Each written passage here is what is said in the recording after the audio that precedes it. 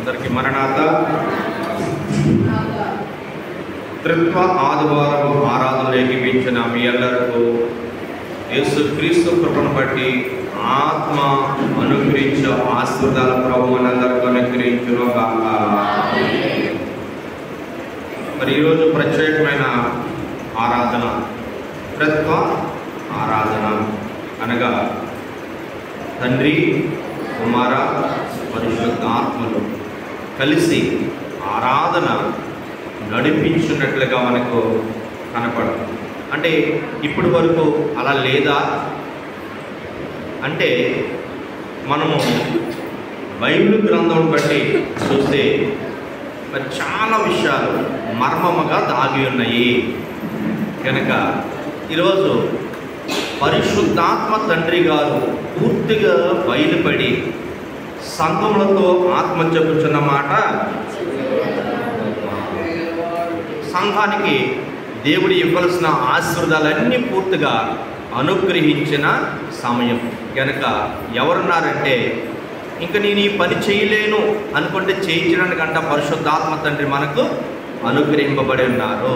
కనుక ఈ త్రిత్వాద్వారం కొరకు కొన్ని విషయాలు మనం తెలుసుకుంటూ ఈరోజు త్రిత్వ ఆదివారం అంశాన్ని ధ్యానం చేసుకుందాం. కనుక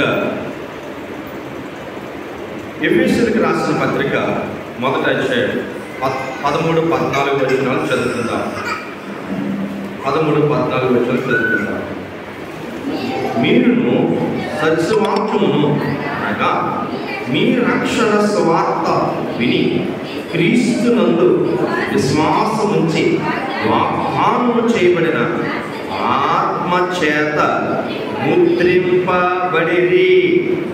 దేవుని మహిమకు కీర్తి కలుగుటకై ఆయన సంపాదించుకున్న ప్రజలకు విమోచనము కలుగు నిమిత్తము ఈ ఆత్మ మన శ్వాసమునకు సంచకరువుగా ఉన్నాడు. ప్రార్థన చేసుకుందాం. ఎంత గొప్ప ఆశీర్వాదం ఇచ్చిన తండ్రి అని మనమందరం ప్రార్థన చేసుకుందాం. ఇదిగో నా శరీర బలహీనత, ఇవిగో నా ఆత్మ బలహీనత, ఇవిగో నా కుటుంబ బలహీనతలు, ఇవిగో నా సంఘ బలహీనతలు అని ఆత్మ బలము కొరకు, ఆత్మశక్తి కొరకు మనమందరం కూడా ప్రార్థన చేసుకుందాం. పరిశుద్ధుడు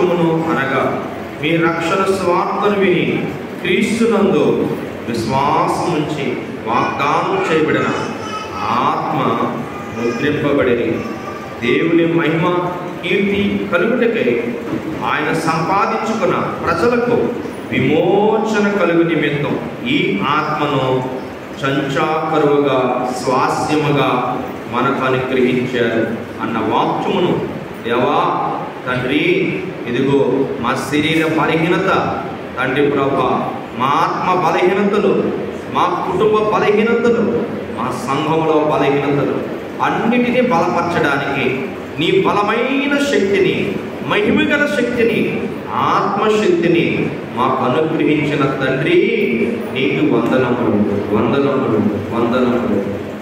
వినగలిగే శ్రవులు, గ్రహించగలిగే హృదయాలు మా అందరికీ దయచేసిన తండ్రి నీకు వందనము. ఎలాగ ఆత్మచేత ముద్రింపబడి ఉన్నామో మాకు తండ్రి ప్రభా తెలియచేయమని, నీ అమూల్యమైన వర్తమానమును అందించమని వాక్యమైన యేసు క్రీస్తు ప్రభువుని బట్టి యేసు నామమున ప్రార్థించుచున్నాము మా పరమ తండ్రి.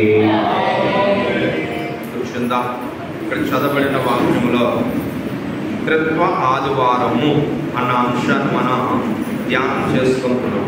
కనుక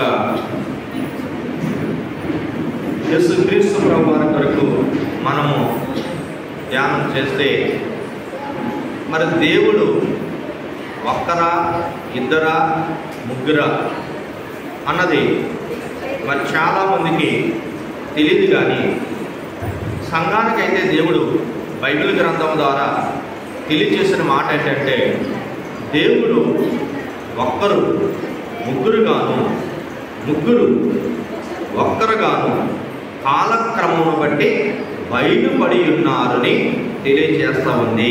దేవునికి స్తోత్రం. దేవుడు ఎంతమందట? ఒకడే. కానీ ఎంతమందిగా బయలుపడ్డారట? ముగ్గురు. ముగ్గురు ఒక్కరే, ఒక్కరు ముగ్గురే. ఎందుకు బయలుపడటం జరిగింది అంటే, మీరు సత్యమును అనగా మీ రక్షణ సువార్తను విని క్రీస్తునందు విశ్వాసము వాగ్దానము చేయబడిన ఆత్మ ముద్రింపబడి దేవుని మహిమ కీర్తి కలుగుటకై ఆయన సంపాదించుకున్న ప్రజలకు విమోచన కలుగు నిమిత్తము ఈ ఆత్మ మన శ్వాసముకు సంచకరువుగా. దేవుడట ఈ సృష్టి అంతా కూడానట ఎలా కలగజేశాడంటే, బైబిల్ గ్రంథం చెబుతుంది ఆదికాండం మొదటి అధ్యాయంలో ఆత్మ ఎక్కడుందంట? జలముల పైన ఉన్నది. జలముల పైన అల్లాడుచు ఉన్నది. ఆ అల్లాడుచున్న ఆత్మ ఏం చేసింది? వెలుగును అమ్మనగా వెలుగొచ్చింది. మొదటి దినం, రెండో దినం, మూడో దినం, నాలుగో దినం, ఐదవ దినం, ఆరో దినం కంట ఇవన్నీ కలగజేసేసింది ఆత్మ. దేవునికి స్తోత్రం. ఇవన్నీ కలగజేసింది. ఇప్పుడు ఎవరైతే మనము కళ్ళు పెట్టుకుని చూస్తున్నామో ఇదంతా కలగజేసిన వాడు ఎవరంటే ఆత్మ. ఎవరు కలగజేశారు? ఆత్మ కలగజేసింది. కలుగును కాకంటే కలిగింది. ఇది సాక్ష్యం ఇవ్వడానికే తండ్రిగా, కుమారుడిగా, పరిశుద్ధాత్మగా బయలుపడవలసి వచ్చింది. ఎందుకని? ఎంత సృష్టి కలగజేసి ఎవరి చేతులు పెట్టారంటే తన పోలికగా చేసుకున్న ఆదాముకు, తను ప్రేమించిన అవ్వకు ఇది అప్పగించాడు. దేవుడు ఎవరికి అప్పగించాడంట? ఆదాముకు, అవ్వకు అప్పగించాడు. వారే భూలోకానికి దైవ స్వరూపులు, దైవ శక్తి కలిగిన వారు. వారే దేవుని కుమారులు, దేవుని కుమార్తెలు. దేవునికి స్తోత్రం. ఇది సృష్టి. ఈ సృష్టిలో అంతా కూడా ప్రేమతో సంబంధించినట్లుగా దేవుడు పరిశుద్ధులుగా సృష్టిద్దాం అనుకున్నాడు. ఎలాగంటే జస్ట్ లైక్ యేసుక్రీస్తు ప్రభువు ఎలా పుట్టారు? పరిశుద్ధాత్మ కన్యక గర్భవతి కుమారుని కన్ని యేసుక్రీస్తు అని పేరు పెట్టాడు. ఇమ్మానుయేలును పేరు పెట్టాడు. అలాగే తన ప్రజలను రక్షించుకోవడానికి యేసుక్రీస్తు అనే రక్షకుడిగా నామకరణ చేశారని మత్తయి సువార్త 1వ అధ్యాయంలో ఇది అంతా ఇలా పుట్టాలి. చూడండి ఎలాగా, ఓన్లీ ప్రేమ. చూడండి కానంట సాతాను ఏం చేసింది, దేవుడు ఏదైతే చేయొద్దు అన్నాడో ఆ పని చేయించిందంట. ఏం చేయించింది, ఇది తినవద్దు అని ఏం చెప్పాడంట, అన్ని ఫ్రూట్స్ కోసం చెప్పాడా, చెప్పలేదు. ఒక్క ఫ్రూట్. ఏ ఫ్రూట్ అది, మంచి చెడ్డలను తెలియచేసే వృక్షము, అది మాత్రం తినవద్దు, తింటే నువ్వు సస్తావన్నాడు. సాతాను వచ్చేదట.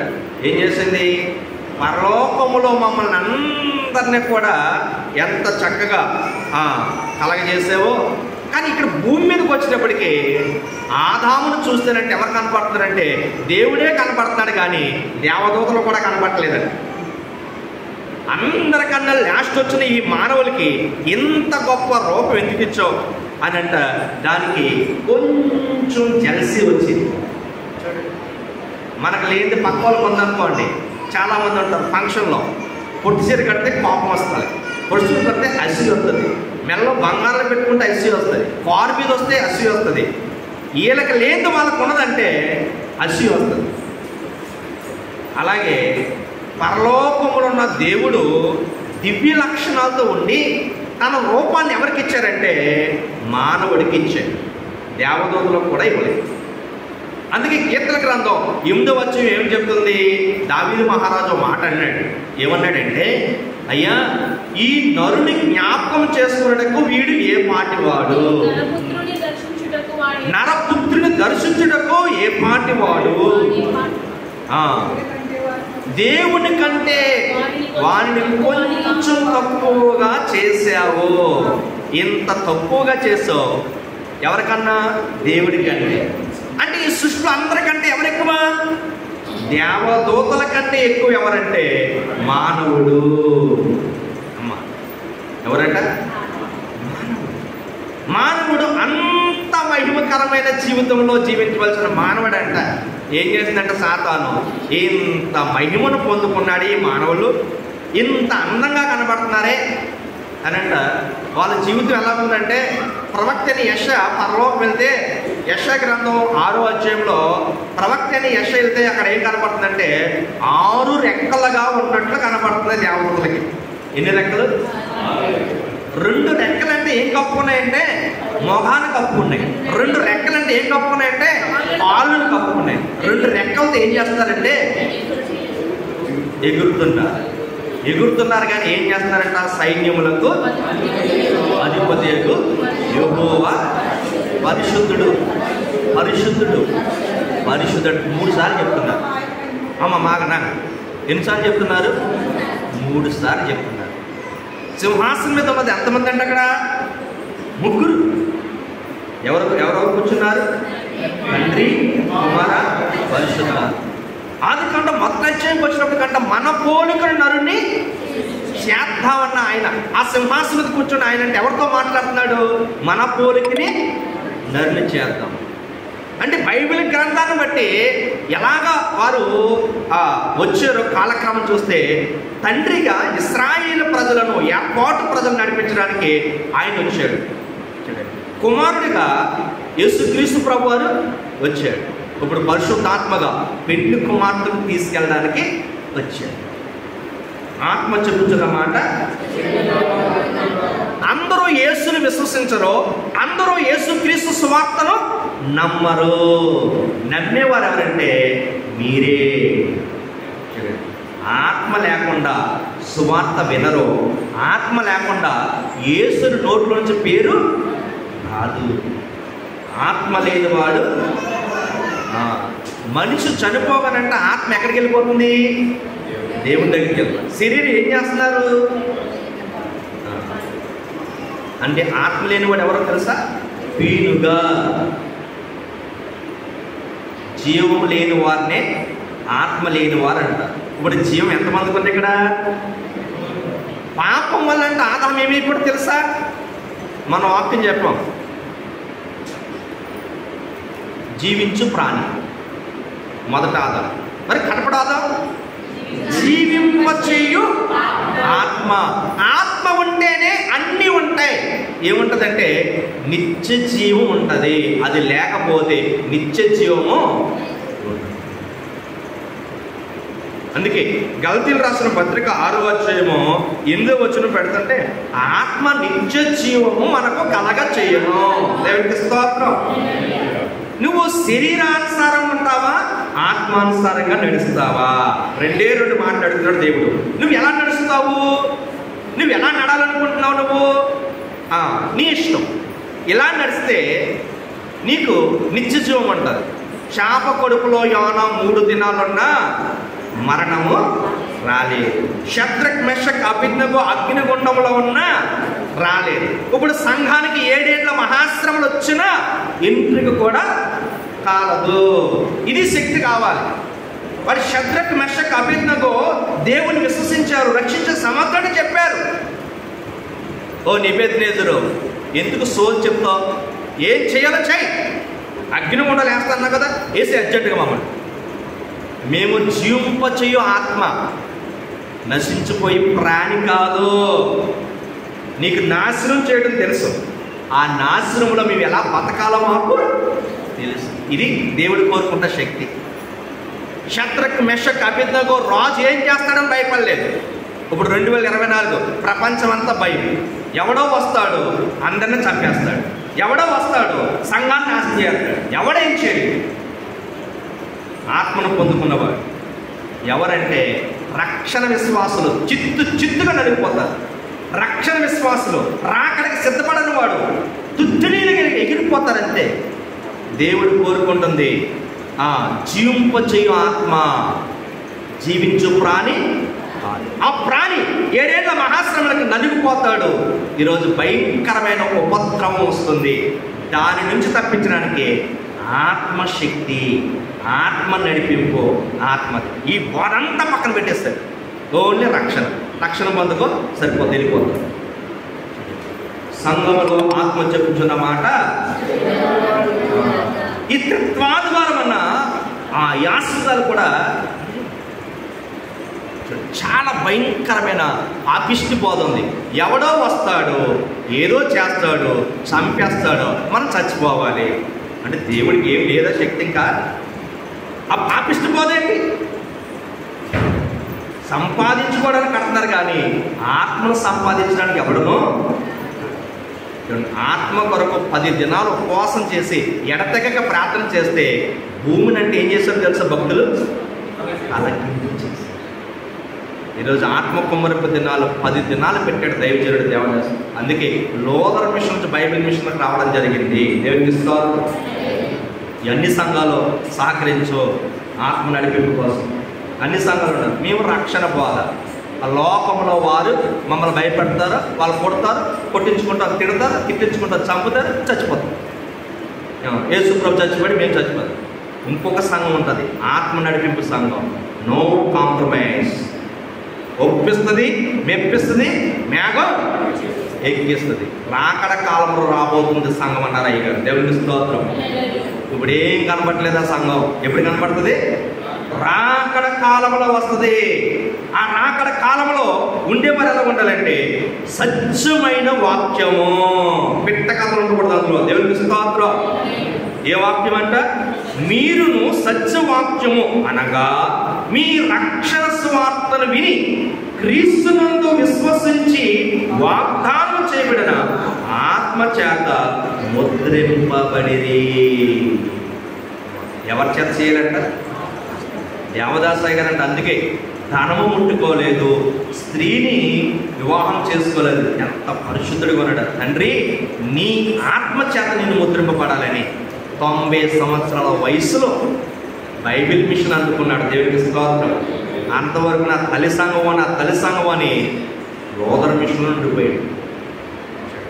అంతవరకునంట ఈ శక్తిని అర్థం కాలేదే. 20 సంవత్సరాలు యేసు ప్రభువును బాధ పెట్టాడు. నువ్వు రా పెట్టు బైబిల్ మిషన్ పెట్టు అంటే నేను పెట్టను నా తల్లి సంఘం. ఈరోజు ఒక ప్రత్యేకమైన సంఘం కావాలి. ఆ సంఘం ఎలా ఉండాలంటే ఈ లోకంలో సాతాను ఏదైతే కోరుకుంటుందో అది కాదు సంపాదించుకోవాల్సింది, ఆత్మను. ధనము కాదు, జనము కాదు. ఈ లోకంలో ఏం సంపాదించుకోవాలంటే ఆత్మ కలిగించు ఆస్పదాలు మనకి కావాలి. ఆత్మ లేనివాడు నావాడు. ఎఫెసీయులకు రాసిన పత్రికలో పౌలు గారు అంటారు 2:18 ఆత్మ యందు తండ్రి సన్నిధికి చేరగలము. దేవునికి స్తోత్రం. మనం చేర్చగలిగే శక్తి ఎవరికి ఉందంట? నీనిక సిద్ధంబు లేనని తెలిసినది ఆనంద పరిశుద్ధాత్మయే నన్ను ఆనంద పరిశుద్ధాత్మయే నన్ను చేసి కొను గణకు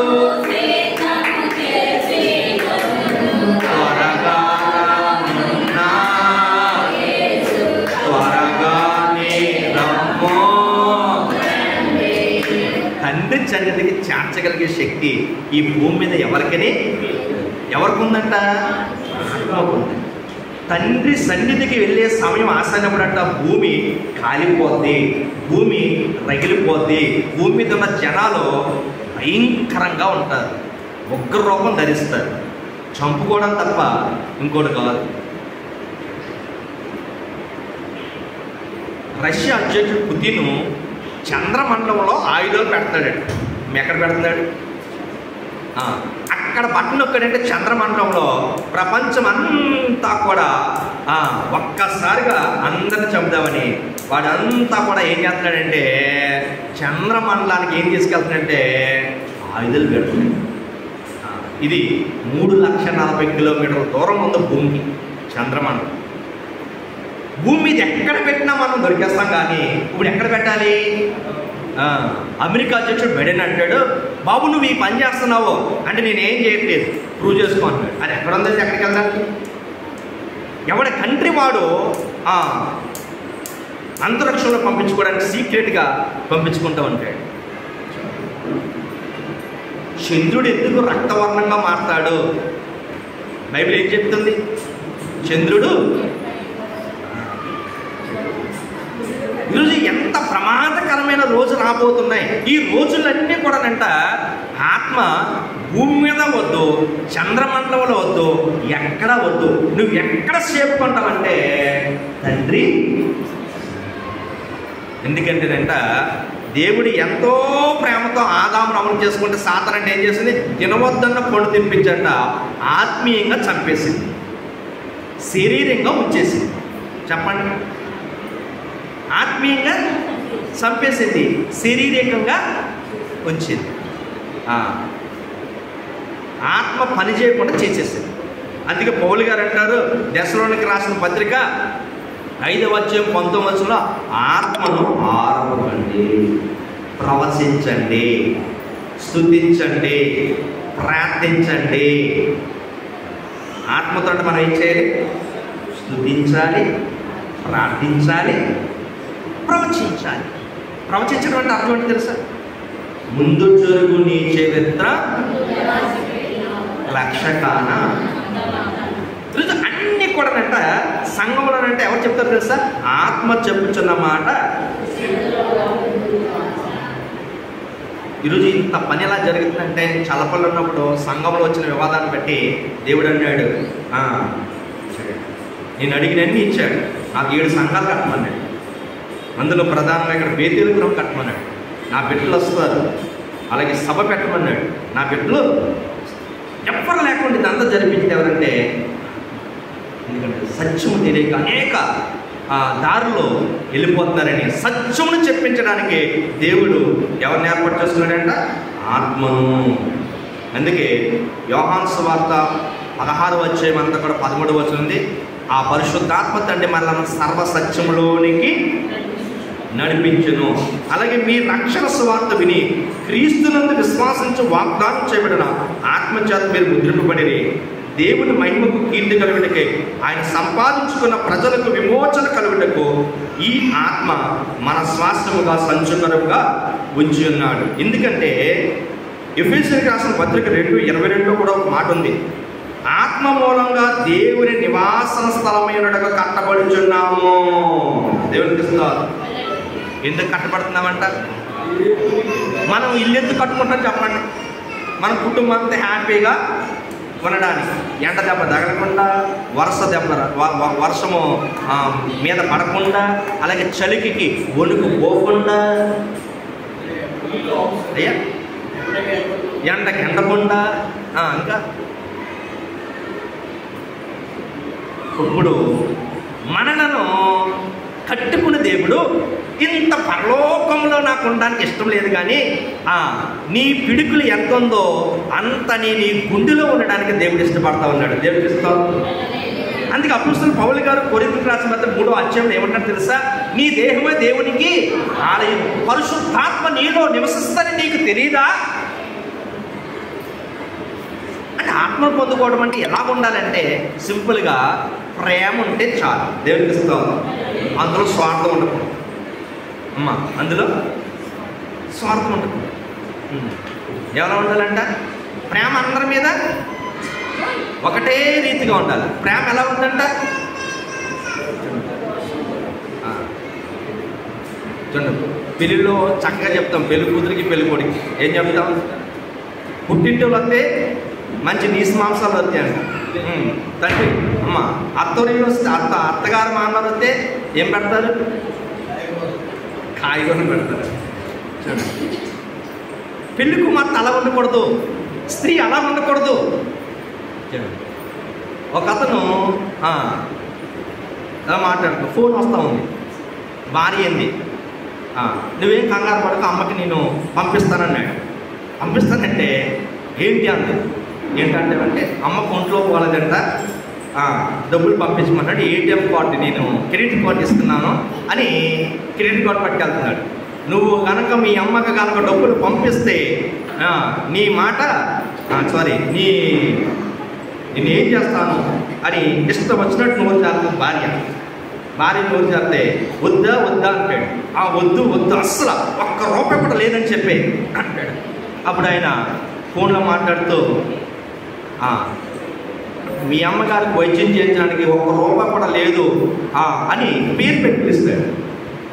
ఎవరు? మా తమ్ముడా, ఒకసారి ఫోన్ అని వెంటనే ఫోన్ లాక్కుని ఆ తమ్ముడితో మాట్లాడతాయి. ఏమైందంటే అమ్మ ఒంట్లో పోలేదు, హాస్పిటల్లో పెట్టలో, బావను డబ్బులు అడిగాం, అమ్మకు డబ్బులు అడిగాను అంటే అమ్మకు డబ్బులు ఇస్తానన్నాడు బావ. అంటే ఇప్పుడు వరకు మా అత్తగారు గారికి నేను వద్దన్నాడు బాబు, నువ్వు అర్జెంటుగా పట్టుకెళ్ళి ఏం చేయి, ఇదిగో ఏటీఎం కార్డు పంపిస్తున్నాను, డబ్బులు డ్రా చేసుకుని అమ్మని హాస్పిటల్లో పెట్టి త్వరగా నువ్వు వైద్యం చేయించు. అప్పుడు అంటాడే, మా అమ్మ ఒకటైతే మీ అమ్మ ఒకట, నేనిచ్చే ధనము నేనిచ్చే అన్ని ఇచ్చుకుంటున్నావు, మా అమ్మ వస్తువులు వస్తే నువ్వేం మాట్లాడుతున్నావు? సంఘము స్త్రీ పేరు మీద దేవుడు కట్టుకున్నాడు. ఈ లోకంలో ఉన్న స్త్రీ వల్ల మనం ఉండకూడదు. ఇక్కడ గల్తీయులకు రాసిన ఎఫెసీయులకు రాసిన పత్రికలో 2వ అధ్యాయం అంతా కూడా మనం చూసుకుంటే, ఈ మొదటి అధ్యాయం అంతా కూడా మనం చూసుకుంటే అక్కడ 2 స్త్రీలు కనపడుతూ ఉంటారు. ఒకటి హాగరు, ఎవరంట? హాగరు. రెండవది ఎవరంటే శారా. వీళ్ళిద్దరూ కూడా ఎలా ఉన్నారంటే గల్తీయులకు రాసిన పత్రిక మనం ఆలోచన చేస్తే వాళ్ళ జీవితాల్లో ఇప్పుడు జరుగుతున్న పరిస్థితులన్నీ కూడా దేవుడు పెట్టినట్టు మనకు కనపడుతుంది.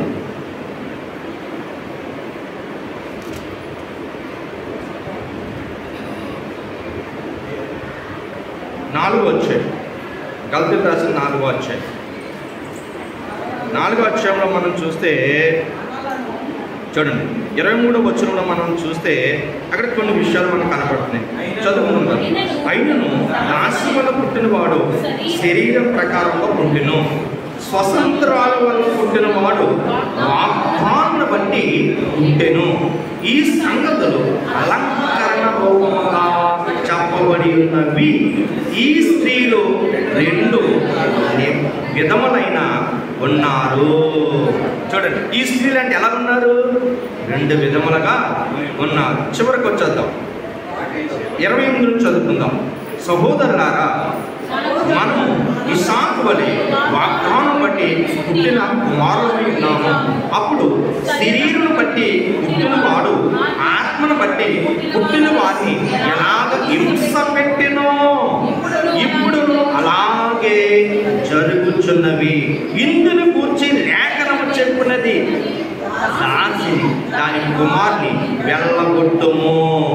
దాసి కుమారుడు స్వతంత్రం కుమారులతో వారసుడగటకు కాక సహోదరులకు మనము స్వతంత్రులము కుమారులమే కాని దాసి కుమారులము కాము. ఇక్కడ చాలా స్పష్టంగా ఆత్మీయంగా అలంకరణ మీద ఇద్దరు స్త్రీని చూపించాడు. ఎవరు అంటే చూడండి, శరీర స్వభావంతో ఉన్న స్త్రీ ఆగరు, ఆత్మ స్వభావంతో ఉన్న స్త్రీ షారా అంటే ఇంట్లో పనిచేస్తున్న పని పిల్లను తన భర్తకు యజమానురాలాగా ఇచ్చింది. ఎంత మనసు! ఎప్పుడైతే యజమానురాలాగా ఇచ్చిందో అప్పుడంట ఈ దాసి ఎలా మాట్లాడుతుంది? యజమానురాలు అంటే ఏమైపోయింది తెలుసు? అప్పటికి నీచురాలుగా అయిపోయింది, నీచురాలుగా మాట్లాడు. ఎందుకని? దేవుడు నాకు కరపఫలం ఇచ్చాడు, నీకు ఇవ్వలేదు. అమ్మ, ఆమెకి దేవుడు ఇచ్చాడా? శారా ఇచ్చిందా? ఎవరు ఇచ్చారు చెప్పండి? శారా ఇచ్చింది. శారాకి ఏం తక్కువ? ఓర్పు తక్కువ. శారాకి ఏమనుకో? ఆవేశం ఎక్కువ, నిరీక్షణ లేదు. ఏం చేసింది? నాకు ఎలాగా పడుకో. ఆయన పుడతారని ఎవరు చెప్పారు ఆమెకి? స్వయంగా దేవుడే చెప్పాడు. ఆదికాండం 18 అధ్యాయం, సింధూర వృక్షం కింద తన భర్త కూర్చున్నప్పుడు దేవుడు తండ్రి కుమార పరిశుద్ధాత్మ ముగ్గురు వెళ్తారు. వెళ్ళి నీ భార్య ఎక్కడుందని అడిగితే అదిగో గుడారం ఉందండి వెళ్తాడు. గుడారం దగ్గరికి వెళ్ళట ఏం చెప్పాడు? మరలా వచ్చే సంవత్సరానికి నువ్వు చక్కటి బిడ్డను. నీ భర్త బాధపడుతున్నాడు, వారసుడు లేడు వారసుడు లేడు వారసుడు లేడని. నవ్వుతుంది. ఈరోజు దేవుడు చక్కటి విషయాన్ని ఇచ్చాడు. పుడతామంటే కొంచెం ఆలస్యం. ఏంటంటే ఆలస్యం, అబ్రహాం కంట నువ్వు త్వరగా నడు కానానికంటే. ఆయన అంటే ఎక్కడ ఉండిపోయాడంటే తేరావు ఆత్మ చాలా ప్రమాదం. తండ్రి ఆలస్యం అండి, వెళ్దాంలే ఇంకో రోజు ఉందో ఇంకో రోజు ఉందో అనంట కుమారుడే అబ్రహామును ఆపేశాడు. అందుకే ఏమన్నాడు తెలుసా? నీ తల్లిని నీ తండ్రిని విడిచిపెట్టు. అబ్రహాముకి ఇంకా గొప్ప ఆశీర్వాదాలు రావాలి. ఎందుకు ఆశీర్వైందంటే చూడండి, దేవాలయం చాలామంది వెళ్దాంలే, పాటలు పాడిన తర్వాత వెళ్దాంలే, ప్రార్థన చేసుకున్న తర్వాత వెళ్దాంలే, ఆరాధన తర్వాత వెళ్దాంలే, ముగింపుకి ఆశీర్వాదాలకు వెళ్దాంలే. వీరు తేరాత్మ వీళ్ళ వల్లే ఆలస్యమైపోతుంది. చూడండి, అందరికన్నా ముందు వెళ్ళాలి, అందరికన్నా లాస్ట్ వెళ్ళాలి. ఎక్కడికి? దేవుని దగ్గరికి వచ్చిన వాడు. చూడండి, దేవుడు చక్కటి మాట చెప్తున్నాడు. ఇక్కడ మనం స్వతంత్రులుగా ఉండాలి. ఇది ఇవ్వడానికే దేవుని యొక్క ఆత్మను మనకు పంపించినట్టుగా మనకు కనపడుతుంది. కనుక దేవుని నివాసమైనటకు ఎప్పుడైతే పండు తిన్నారంట చూడండి, ఆత్మ నివాసం వెళ్ళిపోయి వేరే ఒక ఆత్మ వచ్చేసింది.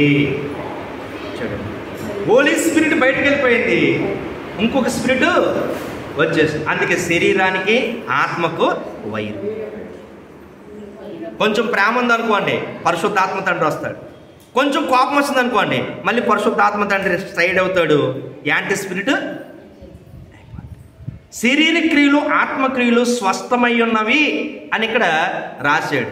ఉంటే ఆత్మక్రియలతోనే ఉండాలి, అప్పుడు పనులన్నీ చకచక అయిపోతాయి. లేకపోతే శరీర క్రియలతో ఉండాలి, జరగవలసిన నష్టం అంతా అప్పుడు తెలుస్తుంది. రెండిట్లకి భిన్నంగా మనము ఉండకూడదు. దాసులుగా ఉండకండి. ఎవరికి దాసులుగా ఉంటున్నావు? యాంటీ స్పిరిట్ దాసత్వంలో తీసుకెళ్ళిపోతుంది, స్వతంత్రులుగా బతకనివ్వట్లేదు. కనుక మనం అందరూ ఎలా బతకాలంట? ఆత్మ స్వతంత్రం ఏంటంట? ఆత్మ మూలంగా దేవుని నివాసమైనటకు కట్టబడి ఉన్నాము. దేవునికి స్తోత్రం. మొదటి యోహాను పత్రిక 5:7 చూస్తే సాక్ష్యం ఇస్తున్నారంట. ఆత్మ, నీళ్లు, రక్తం. ఈ ఒక్క మాట చెప్పుకుని ముగించుకుందాం. చాలా పాయింట్లు ఉన్నాయి కానీ సమయం అవుతుంది కనుక ముగించుకుందాం. ఎవరెవరు సాక్ష్యం ఇస్తున్నారంట? ఆత్మ, నీళ్లు, రక్తం. చూడండి, చెమట ఎందులోంచి వస్తుంది చెప్పండి? రక్తంలో నుంచి వస్తుంది, శరీరం నుండి కాదు. ఎక్కడి నుంచి వస్తుంది? నీ బాడీ టెంపర్ అయ్యే కొలదు, రక్తం మరిగే కొలదు, రక్తంలో నుంచి వచ్చేదే చెమట. అందుకే మనిషి ఇంచుమించు లేవంగానే 1 లీటర్న్నర 2 లీటర్ వాటర్ తాగాలి. లోపలంతా శుభ్రం క్లీన్ చేస్తుంది. తర్వాత 20 కేజీల చొప్పున 1 లీటర్ తాగాలి. ఎన్ని కేజీలు అంటే వాటర్. చూడండి ఏంటంట, నీళ్లను పరిశుద్ధాత్మకు సాదృశ్యంగా ఉంది, వాక్యానికి సాదృశ్యంగా ఉంది, రక్తానికి సాదృశ్యంగా ఉంది. చూడండి, అందుకే ఆత్మ కూడా అంటే ఎక్కడున్నారు? ఆది కాండంలో జలముల పైన ఉన్నారు. అందుకేనంట బాప్తిసం కూడా ఎలాగేమని చెప్పారు ఆయన? యేసుక్రీస్తు ప్రభు మత్తయి సువార్త 28వ అధ్యాయంలో తండ్రి యొక్కను, కుమారుని యొక్కను, పరిశుద్ధాత్మ యొక్క నామములో బాప్తిసము ఇవ్వండి. ఈ 3 నామములో ఒక నామమే ఆ యేసుక్రీస్తు ప్రభు నామములోనంట. ఎందుకంటే ఆయన రూపంగా వచ్చాడు. తండ్రి ఆత్మగానే బయలుపడ్డాడు, పరిశుద్ధాత్మ ఆత్మగానే బయలుపడ్డాడు. ఒక్కరికే రూపం ఉంది. ఆ రూపం ఉన్నవారు ఎవరు? యేసు నామం. కనుక యేసు నామంలోనే బాప్తిసం ఎలాగవ్వాలంట? నీళ్ళ ద్వారాను, రక్తము ద్వారాను ఇవ్వాలి. ఆయన కార్చిన రక్తాన్ని బట్టి ఈరోజు చూడండి, ఆ నీళ్లు పైనుంచి అలాగపోయిగానే చూడండి వెంటనేనంట పైనుండి ఈ పరిశుద్ధాత్మ మన మీదకి వచ్చేస్తుంది. ఈ జలముల మీద ఉన్న ఆత్మ చూడండి, సృష్టిలో జల మీద ఉన్న ఆత్మ మన నెత్తి మీద జలము పోయిగానే మన మీదకి కమ్ముకుంటుందంట, ముద్రింపబడతా ఉంటుంది. దేవునికి స్తోత్రం. ఏనాడైతే నువ్వు బాప్తిసం పొందవో ఆనాడే ఆత్మతో ముద్రింపబడి ఉన్నావో. దేవునికి స్తోత్రం. ఇది సత్యం. ఎప్పుడైతే నీళ్లు మన నెత్తి మీద పడతాయో పైనుంచి, అప్పుడంట నువ్వు ముద్రింపబడి ఉన్నావు. అందుకే మీరును సత్యమును అనగా మీ రక్షణ సువార్తను విని క్రీస్తునందు విశ్వసించి వాగ్దానం చేయబడి ఆత్మచేత ముద్రింపబడిరి. ఆత్మచేత ముద్రింపబడిరి. యేసుక్రీస్తు ప్రభువుని బట్టంట దేవుని మహిమ కీర్తి కలిగినట్లు ఆయన సంపాదించుకున్న ప్రజలకు విమోచన కలటికి ఈ ఆత్మ శ్వాసమును మనకు చంచకరువుగా ఇచ్చి ఉన్నాడు. ఎందుకంటే ఎఫెసీయులకు రాసిన పత్రిక 3:15 ఉంది, ఆత్మ వలన బలపరచబడుచున్నాము. ఆత్మ వల్ల ఇవన్నీ జరుగుతున్నాయి. ఈ వచనంలో ఉన్నాయన్నీ కూడా జరుగుతున్నాయంట. ఎవరి వల్ల? ఆత్మ వలనే బలము. దేవునికి స్తోత్రం. యేసు ప్రభు కూడా చక్కగా చెప్తున్నారు, ఎప్పుడు బలహీనుడు అప్పుడే ప్రభునందు, నువ్వు ఎప్పుడు బలహీనుడు అప్పుడే ప్రభునందు మహాబలవంతుడు. అలాగే మనం ఎఫెసీయులకు రాసిన పత్రిక 4:1 చూసుకుంటే ఆత్మ కలిగించే ఐక్యమత్యం కలిసి ఉండాలంట, మనం విడిపోకూడదు. ఇప్పుడు మనం చూడగానే దేవుడు మొట్టమొదటిగా కలుగును కాకుండా ఏం కలిగింది? వెలుగు కలిగింది. ఆ సూర్యుడి యొక్క వెలుగులో ఏం కనపడుతుంది? వెలుగు, వేడి, ఆకృతి, ఆ 3 కనపడుతుంది. ఆ 3లో వెలుగు తీసేస్తే మిగతా కనపడతాయా? ఇప్పుడు కొవ్వొత్తుంది, ఒక దారం మైను పెట్టి మనం వెలిగించగానే అది వెలుగుతుంది. ఇలా ఒక జ్వాల వస్తుంది. ఆ జ్వాల లో నుంచి వెలుగు వస్తుంది. ఆ వెలుగు ప్లస్ జ్వాల, వేడి, ఈ 3 అందులోనే కలిసి ఉన్నాయి. అందులో ఒకటి తీసేస్తే మిగిలిన ఉంటాయా? ఉండవు. అలాగే ఈ మర్మము తండ్రి, కుమార, పరిశుద్ధాత్మ ఈ సాక్ష్యం ఇవ్వడానికి దేవుడు మనలను ఆయన పోలిక, ఆయన ఆత్మ, ఆయన ప్రాణము మనకిచ్చి మట్టి ముద్దను మహిమగా చేశాడు. మనసు కూడా త్రిత్వమే. త్రిత్వం లేని ఏది లేదు, అన్నీ కూడా కలిసే ఉన్నాయి. అందుకే ఆత్మ ఐక్యపరుస్తూ ఉన్నాడు. చూడండి, ముగ్గురు ఎక్కడంటే ఎలా కనపడుతుంది? తాటి పండు, ఎస్ ఎలీషా గారు అన్నారు తాటి పండు పైనుంచి పడిపోయినప్పుడు కిందకి ఎన్ని టెంకలు ఉంటాయి? 3 టెంకలు పాతితేనే పండు వస్తుందా? ఒక్కట పాతితే తాటి పండు వస్తుందా? ఒక్కట పాతితే 3 వచ్చేస్తుంది. ఒక్కట పాతితే 3 వచ్చేస్తుంది. తోలు తీసేస్తే మనకి ఈ తోలు లేకపోతే మనం బతుకుతాం, రక్తమంతా బయటికి. ఈ ముగ్గురు కలిసి సాక్ష్యం ఇస్తున్నారు అని ఇందాక మనం అనుకున్నాం. ఆత్మ, నీళ్లు, రక్తం. చూడండి 4వ అధ్యాయం ఆదికాండంలో హేబెలు యొక్క రక్తం నేలలో నుండి ఎవరికి మొరపెట్టింది? దేవుడికి మొరపెట్టింది. రక్తంలో 3 కలిసి ఉన్నాయి. రక్తం అనగా ప్రాణం, మాట్లాడుతుంది, ప్రార్థిస్తుంది, దుఃఖిస్తుంది. నువ్వు ఉదయం సాయంకాలం ఏం చేస్తున్నావు అన్నీ చేస్తుంది రక్తం. ఇది ఉన్నా మనం రక్తం లేకపోయినా బతకలేము, చర్మం లేకపోయినా బతకలేము, ఆత్మ లేకపోయినా. ఈ 3 కలిసి ఉంటుంది మనిషి. ఆత్మ మనసు అనాలా, ప్రాణం మనసు అనాలా, రూపం మనసు అనాలా? మనిషి అన్న పదంలో ఇన్ని కలిసి ఉన్నాయి. మనిషి అన్న పదములు ఎన్ని ఉన్నాయి? దేవుడు అన్న పదములు ఎన్ని ఉన్నాయి? తండ్రి, కుమార, పరిశుద్ధుడు. ఇది చాలా గొప్ప ఆశీర్వాదం. ఈరోజు ఆరాధన, త్రిత్వాదివారణ అంటే ఈరోజు మనం వచ్చి పాట పాడామంటే అది ఆత్మ కనిపించు. ప్రార్థన చేసామంటే చాలా ఎవరు పాట పాడరా, నేను పాడను, వాడు యాంటీ ఆత్మ. ఒరే ప్రార్థన చేయరా, నేను చేయను, వాడు యాంటీ ఆత్మ. దేవాలయానికి రా, నేను రాను, యాంటీ ఆత్మ. వచ్చిన వారు స్వతంత్రులు, రానివారు దాసులు. వచ్చిన వారు ఆత్మీయ నడిపింపు బిడ్డలు, రానివారు శరీర క్రియలు. వారి క్రియలే వేరు. కానీ వచ్చిన వారు ఏం చేయాలి? ప్రవచించాలి. దేవునికి స్తోత్రం. వచ్చిన వారు ఏం చేయాలంట? జరగబోయేది చెప్పడానికి ఆయన సిద్ధంగా నీతోనే ఉన్నాడు. చాలా విషయాలు ఉన్నాయి. ఐక్యమత్యం. అలాగే ఎఫెసీయులు 5:18 ఆత్మపూర్ణులై ఉండి. అలాగే ఎఫెసీయులకు రాసిన పత్రిక 6వ అధ్యాయంలో ఆత్మకత్వం ధరించండి, ఆత్మ వలన పట్టుదలతో విజ్ఞాపన చేయండి, ప్రార్థన చేయండి, మెలకుగా ఉండండి. ఎవరు వండంట? ఆత్మకత్వం. చూడండి మన మీద ఏమొస్తుంది? వాక్యమును. ఈరోజు చాలా ఇంకా విషయాలు ఉన్నాయి. ఫిలిప్పీయులకు రాసిన పత్రిక 3:3 చూస్తుండే దేవుని యొక్క ఆత్మ వలన ఆరాధించుచున్నాము. దేవునికి స్తోత్రం. ఎవరి ద్వారా అంటే ఆరాధన? ఆయన ద్వారాని. అలాగే 1 దశలోనికి 1:6 చూసుకుంటే పరిశుద్ధాత్మ వలన కలిగిన ఆనందముతో గొప్ప ఉపద్రవము మీ యందు వాక్యమును అంగీకరించి ప్రభు పోలుకన నడుచుకుంది. దేవునికి స్తోత్రం. సింపుల్గా చెప్పేస్తుంది. ఎవరు పోలికంట? ఎంత గొప్ప ఆశీర్వాదం. ఆత్మే కథను సింపుల్గా తీసుకుంటున్నారు.